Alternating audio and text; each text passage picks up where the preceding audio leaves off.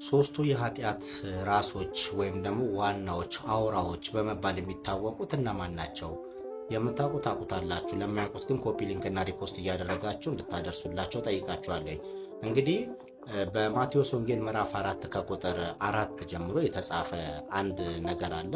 ይህም ደግሞ ጌታችን መድኃኒታችን ኢየሱስ ክርስቶስ ከተጠመቀ በኋላ ሳይውል ሳያድር ወደ ገዳመ ቆሮንቶስ ገብቶ 40 ቀንና 40 ሌሊት ጾሞ እንደወጣ ሁላችንም ተምረናል፣ እናውቃለን። በዚህ ጊዜ ላይ ግን ጌታችን መድኃኒታችን ኢየሱስ ክርስቶስ ዲያብሎስ መጥቶ ሲፈትነው እንደነበረና ብዙ ፈተናዎችን ድል አድርጎ እንዳሸነፈና ወይም ደግሞ ለኛ መሰረት እንደጣለልን መጽሐፍት ያስተምሩናል ማለት ነው። ከነዚህ ውስጥ እንግዲህ አንዱ ሶስት አርእስተ ኃጣውእ ናቸው የሚባሉት አንደኛው ስስት ነው። ይህ ስስት እንግዲህ ሁላችንም ሕይወት ውስጥ ያለ በመሰሰት ምጽዋትን እንዳንሰጥ ለሰዎች እንዳንራራ ሊያደርገን የሚችል በመስጠት መጽደቅ ስንችል በስስት ምክንያት ተቆናቁለን እንድንቀር ከጽድቅ ከምግባር ከትሩፋት እንድንታቀብ ሊያደርገን የሚችል ነገ ቢያልቅብኝስ እንዴት እሆናለሁ፣ ነገ እንዴት አድራለሁ፣ ለልጆቼስ ለሕይወቴስ እንዴት እሆናለሁ ብለን እንድንጨናነቅና ዋጋ የሚያሰጠንን ነገር ዋጋ እንድናጣበት ሊያደርገን የሚችል የሰይጣን ትልቁ ፈተና ነው፣ ስስት ማለት ነው። ከምግባር ከጽድቅ የሚያስቀረን ነው ማለት ነው። ሁለተኛው ኃጢአት እንግዲህ ትዕቢት ነው። በትዕቢት ደግሞ እንግዲህ ዲያብሎስ ከእግዚአብሔር መንበር ስር ሆኖ የነበረ ከክብሩ ተዋርዶ አምላክነትን ሽቶ ወደ እንጦሮጦስ እንደወረደ ወደ ሲኦል ወደ ገሃነም እንደተጣለ ሁላችንም እናውቃለን።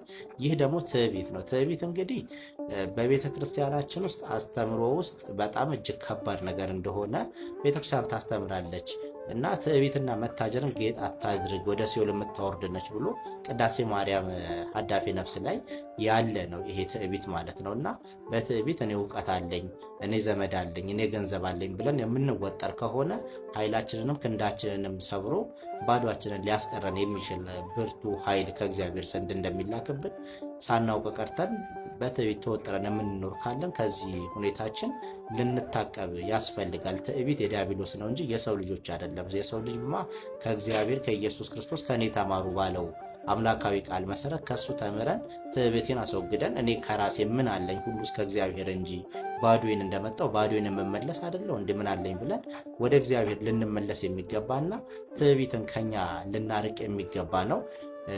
ሶስተኛ ደረጃ ላይ ደግሞ ፍቅረ ንዋይ ነው፣ ገንዘብን መውደድ ነው።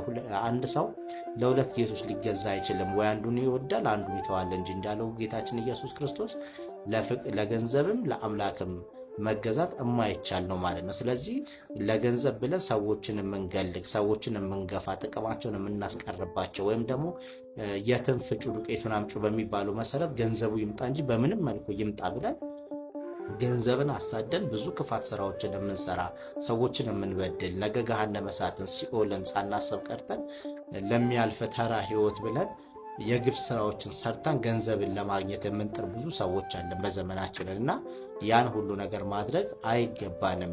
ይሄም ከእግዚአብሔር መንግስት በአፋ ወይም በደጅ የሚያስቀረንና ከእግዚአብሔር መንግስት እንዳንካፈል የሚያደርገን ነው። ለየትኛው ዕድሜያችን ብለን ክፋትንስ እንሰራለን እና ገንዘብንም እየወደድን ሳንኖር ነገ እግዚአብሔር ያውቃል ብለን ነገ ለራሷ ታስባለች እንዳለው ወንጌል፣ እኛም ነገ ለራሷ ታስባለች፣ እግዚአብሔር አለልኝ የሚያኖረኝ እሱ ነው፣ ማደሬንም እሱ ነው የሚያውቀው ብለን ልንተው ይገባልና እነዚህ ሶስቱ የኃጢአት ራሶች ወይም ደግሞ አውራዎች ተብሎ ይታወቃሉ። ጌታችን መድኃኒታችን ኢየሱስ ክርስቶስ እነዚህን ኃጢአቶች ነው የጣለልን፣ ዲያብሎስ እንዳይፈትነን እስከ ወዲያኛው ዞር በል ብሎ አስተምሮን ፈተናውን የጣለልን እንዳይበረታታብን ያደረገውና እነዚህ ሶስቱ አርእስተ ኃጣውእ በመባል ይታወቃሉ ማለት ነው።